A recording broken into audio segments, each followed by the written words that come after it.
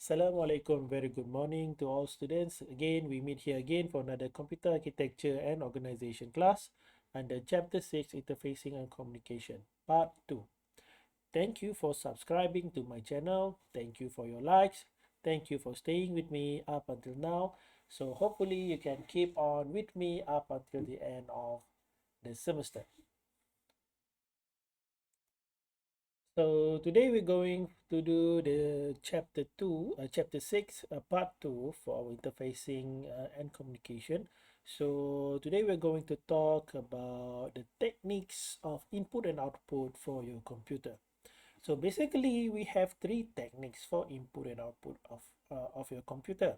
The first technique is what we call the program IO. The second one is the interrupt driven IO. And the third one is direct memory access, or also known as DMA. So based on the program IO is when the processor executes a program that gives it direct control of the IO operation. So when the processor issues a command to the IO module, it must wait until the IO operation is completed. So when you ask the CPU to gain information from your input or give information for your output, okay, so in case of program IO, the CPU will have to take over the IO instead of the IO module.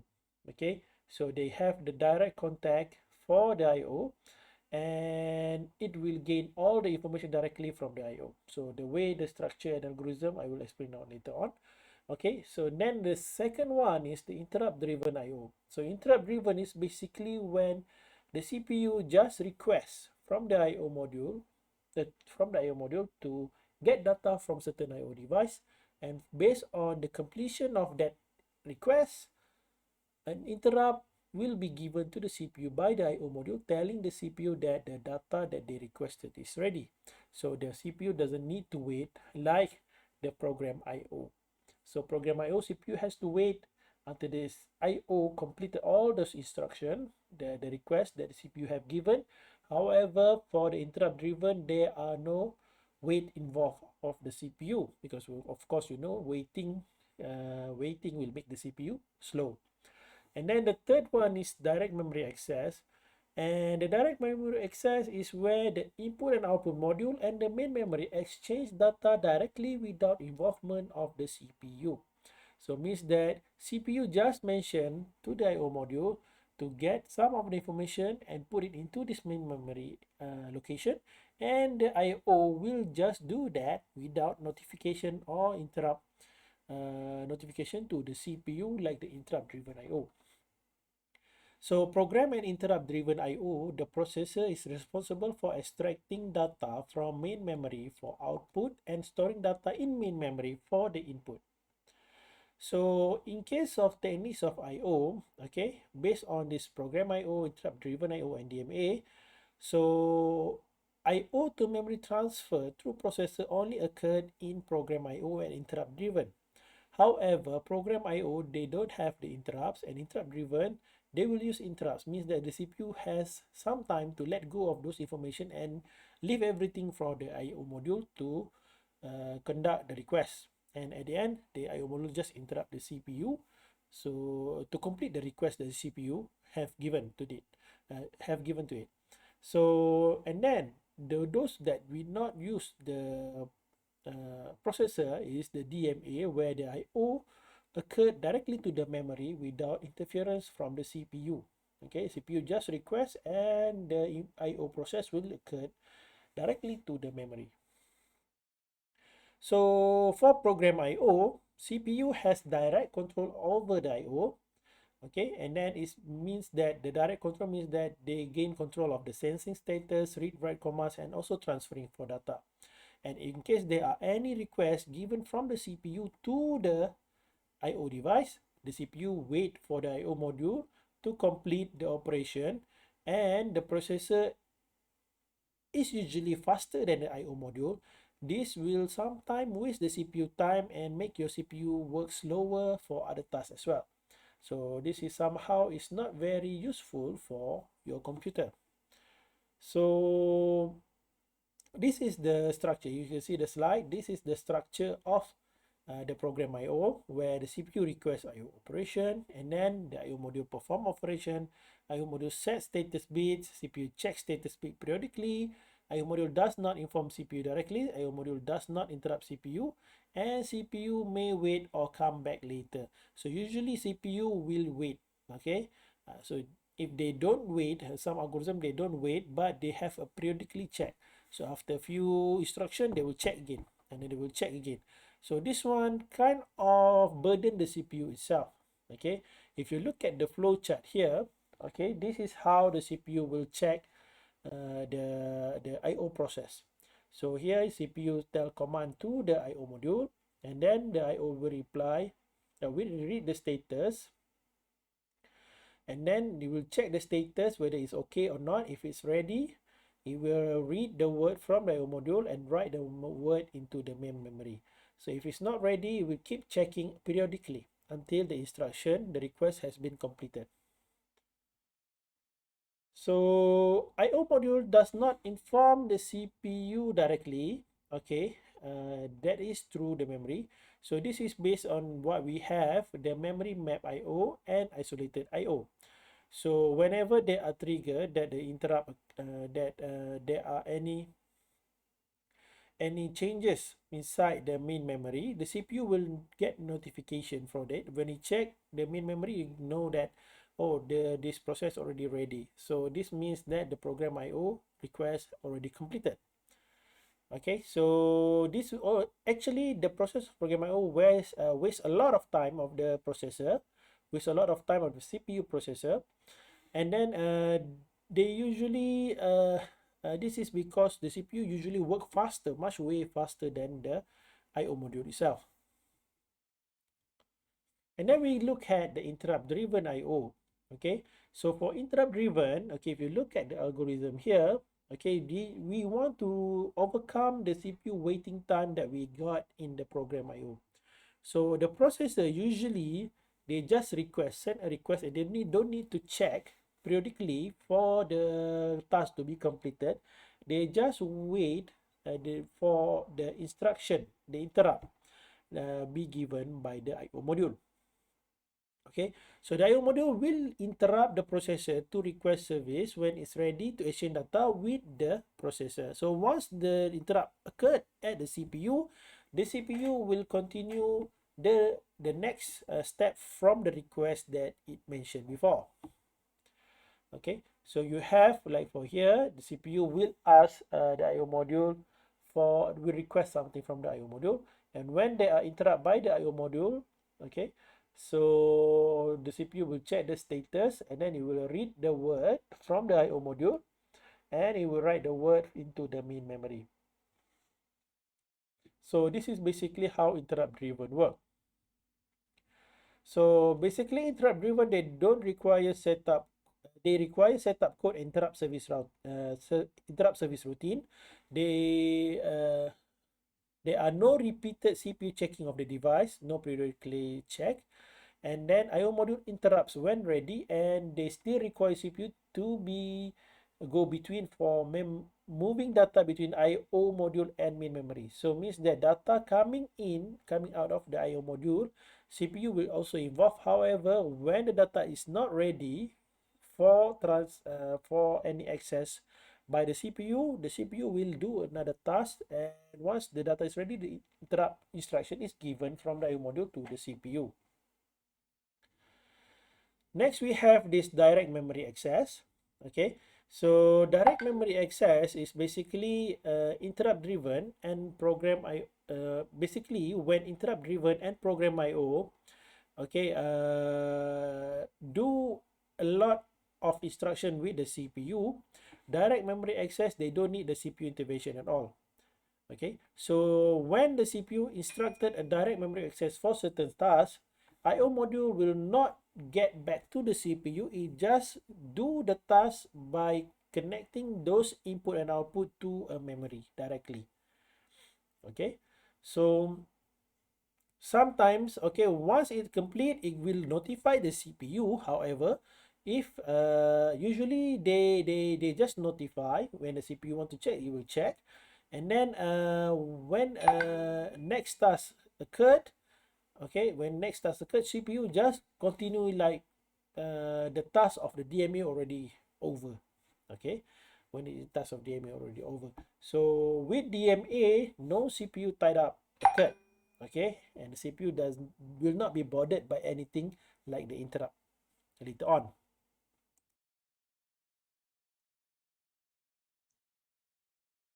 So when the processor wishes to read or write a block of data, it issues a command of the DNA module by sending to the DMA module the following information that is written in the slide. Okay, CPU will tell DMA controller to read, write, or ask for device address or starting address of memory block of data and amount of data to be transferred.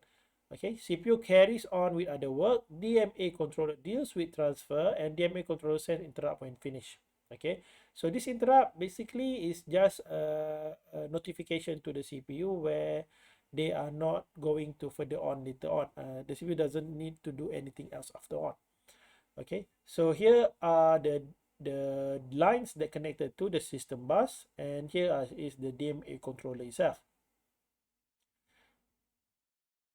So DMA transfer, okay, so in case of DMA transfer cycle stealing, okay, in this case, it is used the bus when the processor does not need it or the processor suspend its operation. Okay, so in case of the CPU, when the CPU wants to use certain IO or certain component inside the CPU, inside the computer itself, the CPU will take over all the bus. So when will DMA be available? Okay, DMA will be available when certain processor functions suspend the bus, okay, around the DMA, and the DMA can use the bus without interfering with the processor. Okay, so in this case, it's like two processes occurring at the same time. Processor CPU itself can do other job, and DMA do the job on behalf of the processor using a space available inside the system bus when the processor is busy with another thing. So the DMA controller take over the bus. Okay, they will transfer the data. Okay, so it's actually not an interrupt. CPU suspended just before it access the bus. So means that the CPU will not access the bus when the DMA is being operated. Okay, so it actually sometimes it slows down the CPU. However, it's less slowing down than when the CPU has to do the transfer itself. Okay, if the CPU rather than CPU doing the transfer from the IO to the memory, it's better to ask the DMA to do the transfer while the CPU doing other thing. Okay, however, it will congest the system bus a little bit where two person will be using the bus at one time, but actually it is less it is quite fast comparing to the conventional method. So this is example of DMA. Okay, this is number one DMA configuration. So here you have a single bus where you have processor, DMA, IO, and memory. So in case the CPU wants to request DMA, when the CPU requests DMA and the DMA wants to conduct transferring from IO to the main memory, when the IO is using the DMA towards the IO, using the DMA to transfer data to the memory, processor cannot access this bus. So this means that the CPU will need to be suspended. So overall, suspension will be twice. So sometimes, okay, certain IO they have their own DMA and main memory, and certain IO they don't they split the DMA itself. Okay, in this case, in case that this DMA here is accessing the main memory, okay, processor can still access any other DMAs, any other bus that can utilize the processor at the moment. So in this case, basically the CPU is only suspended once. So other than that, okay, in case that you have a lot of IO with one DMA here, okay, this one is separately IO and DMA. So in case the IO is using DMA for another IO, okay, this one is fine. Okay, you have, in case you have memory map IO from IO here DMA and into another IO, so this one will not interrupt the processor. Okay, in case this IO is doing DMA to the main memory, okay, it will only suspend the processor once. So if we talk about interrupt, there might be a lot of interrupt. Like for example, if you are using your computer and you move your mouse, you move your keyboard, everything, you press a certain button. So all of those represent an interrupt to the computer. Okay. So there are larger number of interrupt generators. Like currently we have keyboard, mouse, hard drive, clock, memory error. So how do they identify what device is more important than the other? Okay. So which interrupt is important? So they have a lot of multiple interrupt design. Okay. So firstly, okay, how do they design the interrupt? So first they have the multiple interrupt line, and then they have the software poll, they have daisy chain, and they have bus arbitration. So which interrupt they handle first is based on priority using this algorithm. So multiple interrupt line, okay, where you have, in case there are multiple interrupt occurring, so the interrupt is processed by the hardware itself. Which hardware is more important than other? The hardware will determine it itself. Okay, which input and output determined by the hardware itself.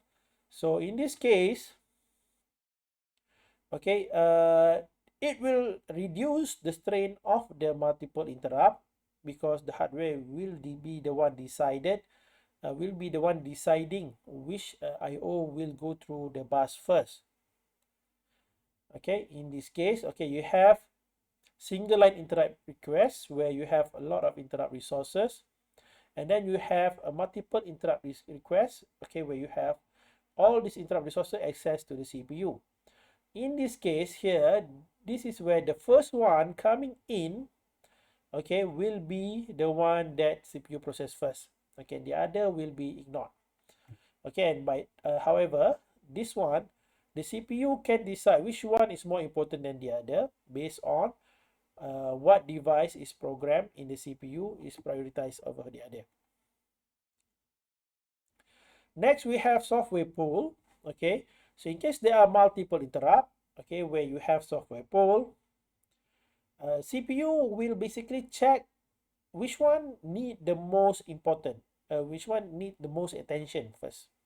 Okay, so there are interrupt service routing pool on the IO module on the IO module to determine which module can cause the interrupt and which is the most important one. Okay, because it involves a lot of calculation, this is usually quite slow. Okay, so they have this software polling chart, okay, to determine which device flag is more important than the other. So the order in this polling chart, okay, this order is what determine the priority. Okay, so in case you have the most important device, you will set it as device 0. Less important, you will set it as device 7. So more important device usually will get service, the service first, comparing to the bottom devices. Okay, for software polling limitation, okay, it usually wastes the processor time where you have a lot more calculation to process the prioritization. Okay, quite slow, and in case they are fast enough, the polling might, in case the device and the CPU is fast enough, the polling might not be fast enough for the device to process all those information. Okay, so the priority of the device determined by the order in the polling loop, but it is usually possible to change it via software, okay, or even the setting of the OS itself. Next, we have daisy chain, which is the hardware pool. So daisy chain is quite similar to the first one, okay, which is the multiple interrupt line. However, daisy chain it's kind of like the software pool and the first one, multiple interrupt line as well. However, daisy chain, instead of using software to process the priority, it has the hardware pool, okay, that process the priority using the hardware. Okay, basically it's a faster than a pure software approach because you will not need the CPU to do all those instructions to do the calculation itself. So daisy chaining is used for level sensitive interrupt which act like a wired OR gate. Any requesting device can take the interrupt line low and keep it asserted low until it is serviced. So this is basically daisy chain. Okay, in case there are multiple interrupt, the one with the highest priority will be processed first based on the hardware polling. And finally, we have bus arbitration, okay, which is based on the device identification. Okay, each device they has a request line connected to a centralized arbiter that determines which device will be granted access to the bus. So device that wins place vector on the bus uniquely identifying interrupt. Okay, means that based on the arbiter decision, the device will get access to the CPU. So priority usually set by the bus arbiter prioritization, and the order can be fixed by the order of the connection, or it may be determined by some algorithm preloaded within the arbiter itself. So how do you deal with multiple interrupt? You can use either you use multiple lines within the processor for your input and output so that the CPU can decide itself, or with software polling and others like hardware polling itself. So we have a lot of device inside your PC connected to each other. So now we know that you have input and output, you have the interrupt sequence, okay, inside your CPU. So basically, how are those equipment communicate with each other? So this one, okay, I will continue in next part under the system bus. So I'll see you guys next time. Thank you again for staying with me. So stay safe, stay healthy, and bye bye. Assalamualaikum.